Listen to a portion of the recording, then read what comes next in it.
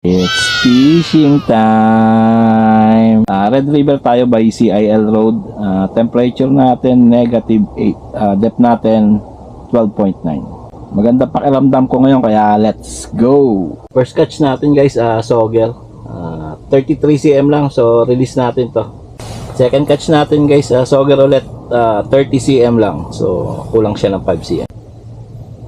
Third catch natin guys, sogel. Sobrang liit. Fourth catch natin guys, walleye. Fifth catch natin guys, walleye ulit. A few moments later.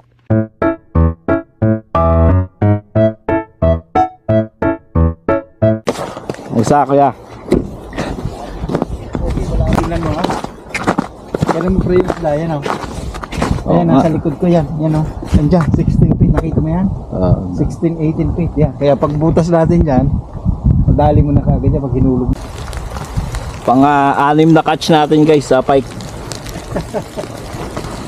Guys, si Kuya Noli, umabol. Galing pa ng Biconia yan.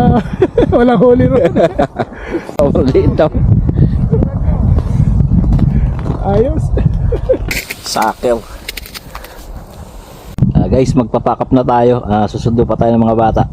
Hanggang sa susunod na fishing adventure. Fish.